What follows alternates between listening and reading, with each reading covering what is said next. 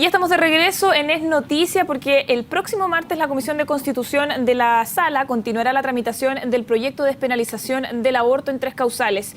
Mientras, en la última sesión se aprobó el plan de acompañamiento impulsado por la Democracia Cristiana. Algunos parlamentarios de este partido insisten en sus críticas al proyecto y se reunirán este lunes para definir su plan de acción. Queremos conversar en mayor profundidad de este tema y para eso nos acompaña en CNN Chile el diputado del ADC, Ricardo Rincón. Diputado, ¿cómo está? Muy bien, gracias por la invitación. Diputado, primero que todo preguntarle puntualmente en su caso, ¿cuáles son las aprehensiones con este proyecto y si finalmente que se aprobara el plan de acompañamiento minimiza de alguna forma las diferencias al interior de la nueva mayoría? Yo permanentemente he planteado que voy a votar a favor de este proyecto. Podría darle muchas razones, pero le voy a señalar solo una. Ningún hombre, creo yo, puede ponerse en el lugar de una mujer violada y además que a consecuencia de esa atrocidad experimente la belleza de un embarazo con todo lo que le puede significar a ella en rompimiento físico, psicológico y de todo tipo. En consecuencia, nosotros no podemos hacer reproche penal, además de todo ese sufrimiento. Y eso es voluntario, no es impositivo. Lo que he hecho permanentemente es recoger las inquietudes como jefe de bancada de todos los parlamentarios, además de las propias, para poder mejorar el proyecto, porque siempre supe, porque conozco a la presidenta, a las ministras involucradas, que iban a tener toda la disposición para hacerlo. Así se ha hecho en la Comisión de Salud, así se está haciendo en Constitución y personalmente incluso promoví a solicitud de varios de mis colegas, como el diputado Sabaj, Piloski, Aldo Cornejo y otros, por ejemplo, que se incluyera, porque creo en ello, he trabajado en este tema hace años, mis colegas lo saben, la adopción. Es decir, informar también en el plan de acompañamiento que ha sido propuesto por la Democracia Cristiana. Que hay otras vías. Otras vías, como por ejemplo distintas alternativas de adopción. Y el Ejecutivo también lo recogió, hicimos la indicación, se aprobó, me hubiera gustado que se sumara todos, incluso la derecha, no veo por qué no, pero nuestro plan de acompañamiento va a terminar siendo respaldado transversalmente y va a significar un potenciamiento del proyecto. Diputado, pero le preguntaba puntualmente sobre las aprehensiones respecto de que, claro, hay muchos parlamentarios que están a favor de la iniciativa porque en términos generales respaldan la idea que usted menciona, pero también hay aprehensiones con respecto a que la redacción del proyecto no era quizás la más adecuada y que también lo que se habló en algún momento, o por lo menos que decían algunos parlamentarios, es que dejaba abierta la puerta a un aborto más libre o quizá a que dentro de este secreto que iba a haber entre el médico y la persona afectada pudiese también producirse allí la puerta hacia otros tipos de aborto. ¿Hubo aprehensiones respecto de eso en su bancada o en usted puntualmente? Toda obra humana es perfectible y por eso que hay colegislatura.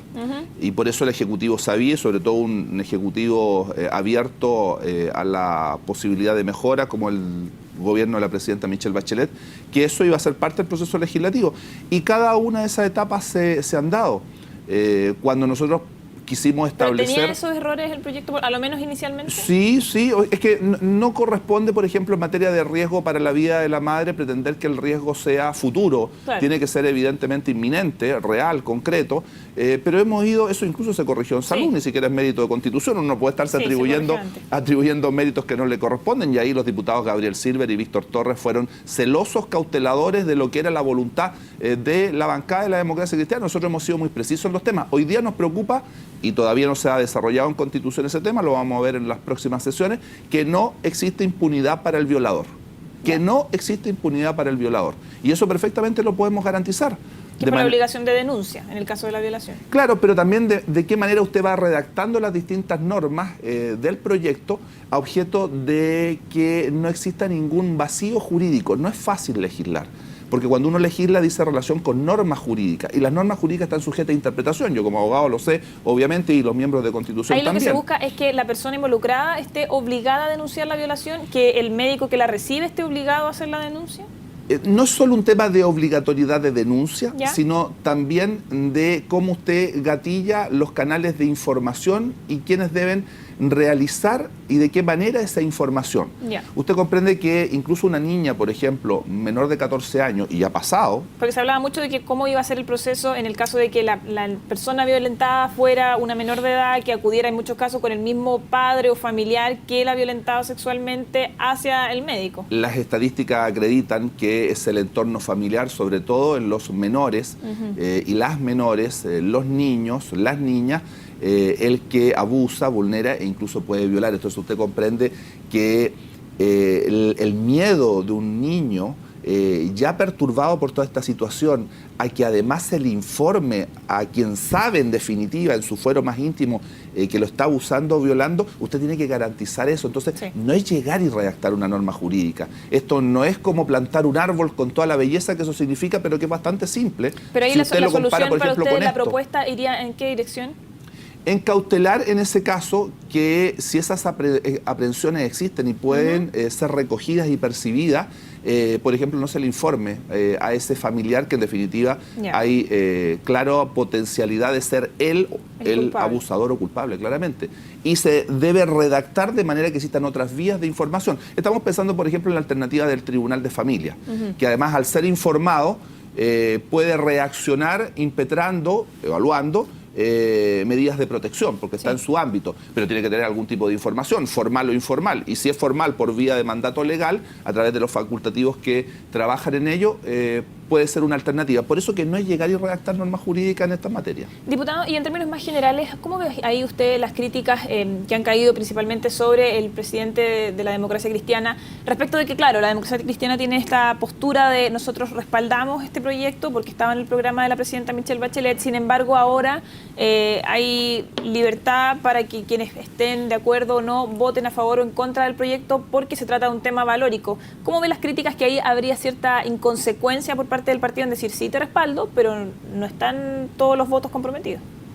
Lo que pasa es que hay ciertos temas, y eso va a pasar en cualquier país, en cualquier legislatura. ¿Pero son injustas esas críticas, por ejemplo? Por eso le digo, hay ciertos temas que en definitiva tienen que tener un ámbito de libertad total el legislador y no es llegar y juntarse y decidimos por mayoría esto y como es democrático, usted tiene que acatarlo. Yo creo que son un poco injustas las críticas. Yo creo que en otro ámbito yo haría una crítica mucho más concreta en el ámbito laboral a lo mejor, pero en este ámbito yo creo que en definitiva el rol de un presidente de un partido, de cualquier partido, no solo el mío, debe ser cautelar la libertad del legislador para poder obrar con la mayor amplitud de criterio posible. Le embarguen o no le embarguen sus convicciones religiosas, que yo, que soy católico, hago el mayor esfuerzo por separarlas porque yo legislo para todos, pero evidentemente ese embargo, carga, a lo mejor esa es la palabra más apropiada, siempre está presente y por lo tanto no son temas sencillos, Diputado, y ahí respecto a usted decía que son algunas declaraciones injustas. ¿Cree que de alguna forma... En ese punto, como crítica al presidente de mi partido. ¿Se han tratado de adjudicar varias de las quizás faltas de coordinación o diferencia al interior de la nueva mayoría a la democracia cristiana? ¿Cree que eso ha sido así, por lo menos en las últimas discusiones? No.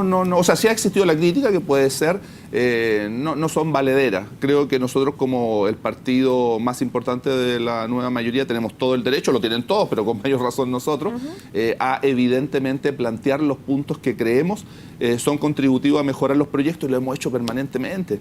Y la propia presidenta lo agradece. Y en eso, con total claridad y transparencia, porque nosotros vemos en la actitud de la presidenta de la República y de sus ministros una buena disposición también a ir mejorando y perfeccionando los proyectos de ley. Diputado, pasando a otro tema respecto justamente a lo que usted mencionaba de la reforma laboral, ha sido un tema que se ha discutido durante toda la última semana. Y se viene fuerte la próxima semana. Se viene ahora ya desde el mismo día lunes. ¿Qué son las cosas que faltan? ¿Ha faltado diálogo? ¿Ha faltado coordinación? ¿Falta tener más claridad quizás en estas indicaciones que para algunos dicen ser confusas, que se estaría respetando no la huelga? De la misma CUT han dicho que no hay ninguna claridad, que es tan ambiguo que incluso pareciera que en todos los casos se va a llegar a tribunales para poder definir si corresponden o no las normativas.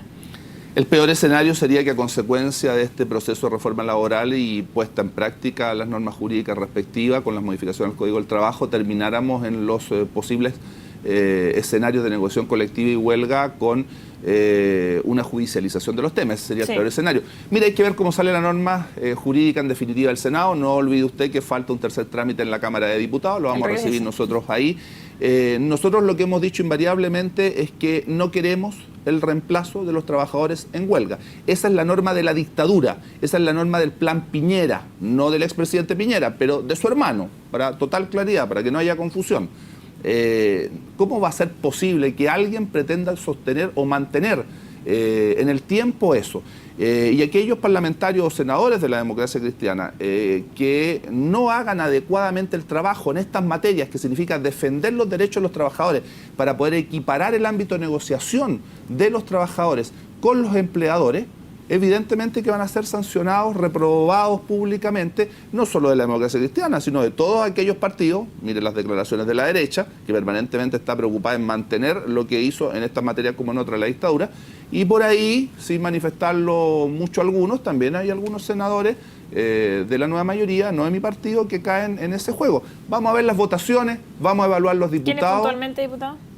No, prefiero que se expresen en las votaciones. Lo que pasa es que algunos no hablan mucho, pero uno ve... Hablan en privado. Pero lógico, pero sí. ¿Y esas conversaciones apuntan a no aprobar, por ejemplo, algunas de las indicaciones? Sí, claro. Y bueno, pero si ha habido... ¿En concreto cuáles? ¿Cuáles son las indicaciones en las que habría problemas? Si las indicaciones y en definitiva el proyecto no ha salido del Senado es porque ha existido por parte del gobierno la permanente duda de tener o no tener los votos. Sí. ¿Ya? Y ahí debió haber estado muy clara la nueva mayoría. Sé que hay que defender a los trabajadores y la posibilidad de mejorar el ámbito de la negociación colectiva. Hay países de Europa que tienen huelga mucho más allá del ámbito de la negociación colectiva, si esta es una huelga bastante restringida. Sí. ¿Ya? Entonces, no me parece que permanentemente se esté cuestionando la labor del gobierno en esta materia y no se apunte a lo que es esencial. El cuestionamiento recae principalmente sobre los parlamentarios que no se han cuadrado de alguna forma detrás del proyecto del gobierno. Yo me refería precisamente a eso, a cuestionar parlamentarios al gobierno, parlamentarios de la nueva mayoría, al gobierno, porque los cuestionamientos de derecha lo sabemos, si la derecha no quiere estos cambios, si la derecha se opone a la idea de legislar, miren lo perverso, la idea de legislar reforma laboral, la idea de legislar en materia de educación, la idea de legislar en materia tributaria, o sea, ellos no quieren que se discuta, cuando usted se opone a la idea de legislar es para que el proyecto se vote a la basura. ¿Diputado? Entonces la derecha es lo más retrógrado en estas materias que puede existir. Lo que no parece lógico es que parlamentarios nuestros critiquen al gobierno respecto de el desarrollo de esta legislatura que hace rato debió cerrarse, y yo exijo que se cierre de una vez por todas y se elimine la posibilidad del reemplazo de trabajadores en huelga. Diputado, y para desmenuzar un poquito ese punto respecto del reemplazo en las huelgas, ¿usted sí está de acuerdo que ahí se hagan algunas adecuaciones respecto de mover quizás de su horario, por ejemplo, a los trabajadores que sí quieren trabajar y que no están sumados a la huelga? A ver, lo que pasa es que usted tiene que respetar también el libre derecho de aquellos que sí quieren trabajar, tendrán sus motivos y sus razones. Sí, pero que se hagan, por ejemplo, esas adecuaciones horarias. Con la misma fuerza que le digo que usted tiene que respetar la posibilidad de negociar y potenciar la negociación con la posibilidad de huelga real y efectiva, eso vale para los que quieran hacerlo. No puede valer para aquellos que quieran seguir trabajando en la empresa por sus funciones, por las condiciones en que estén. Si sus funciones determinadas en el contrato de trabajo previamente le permiten pasar del lugar en que usted está a este lugar, porque es la misma función, bueno, es malo el ejemplo porque no es la misma función, ¿no es cierto? Sí. ¿Ya? Pero sería la función periodística, muy genérica, sí. ¿Ya? Pero la misma función que hacía, sin alterar más que, no sé, los horarios, etcétera, pero no le cambia la función, no pasa a desplazar funciones, pero eso está previamente establecido en el contrato, por eso hay que ver la redacción de la norma. Evidentemente que eso no puede ser considerado un reemplazo externo imposible, porque es de la empresa, claro. Obvio. Y el concepto de reemplazo interno tampoco, porque no está desarrollando una función distinta. El reemplazo interno jurídicamente solo puede darse cuando usted desarrolla funciones distintas, asume funciones de otro, para la que no tiene la expertise, para la que no está capacitado, genera hasta riesgo, incluso puede generar en la empresa. Por eso que hay que ver cómo está desarrollada la norma, y por eso que creo que esto hace rato debió haberse despejado, y aquí en algunos veo más un intento de obstruir que esto salga que de contribuir a tener una norma jurídica adecuada. Diputado, lo último muy breve porque ya se nos acaba el tiempo. La semana también salieron los resultados de la encuesta Adimark. La presidenta solamente obtuvo un 27% de aprobación. Los analistas dicen que para empezar a resolver los problemas tiene que la nueva mayoría cuadrarse, y primero que todo la nueva mayoría ponerse de acuerdo y tener más orden, y que no se den, por ejemplo, estas salidas de reuniones donde todos los presidentes de partido dicen algo distinto. ¿Concuerda con eso? ¿Falta orden? ¿Falta coordinación? Creo que evidentemente en la medida que se tiene un discurso mucho más homogéneo, que se procesa mucho más rápida y fácilmente las diferencias, que no se dilatan las tramitaciones de los proyectos excesivamente. Obviamente hay que dar espacio para negociaciones y conversaciones, son necesarias en todo el proceso legislativo. ¿Están los problemas internos entonces siempre, generando problemas en el gobierno? Pero si eso es evidente y no se lo voy a negar, y lo están generando no solo en el gobierno, porque también en el gobierno de repente uno ve cierta descoordinación, sino que también en el Parlamento y mucho en el Senado, en lo que es la nueva mayoría. Y eso es fundamental despejarlo. Y eso contribuiría evidentemente a tener mejor resultado de encuestas, pero también hay que bajar la reformas hechas, materializándolas, como todo lo que significa la inclusión. La propia presidenta está en un esfuerzo sobre ello. Miles, cientos de familias están viendo los beneficios de la inclusión y por eso hay que difundirlo, porque eso tiene un beneficio concreto, sobre todo para las familias más modestas de este país, que decir de la gratuidad en la educación superior. No me preguntó por el intendente. No alcanzamos. Bueno, se fue. Se fue. Se fue el señor Godoy intendente por de no la hacer las región de cosas O'Higgins. bien. Se fue el señor Godoy por no hacer las cosas bien. Ya pues, diputado, muchas gracias entonces al diputado Ricardo Rincón, muchas gracias por estar aquí y se viene una semana bien compleja. Pero ágil y dinámica. Muchas gracias. Gracias a usted.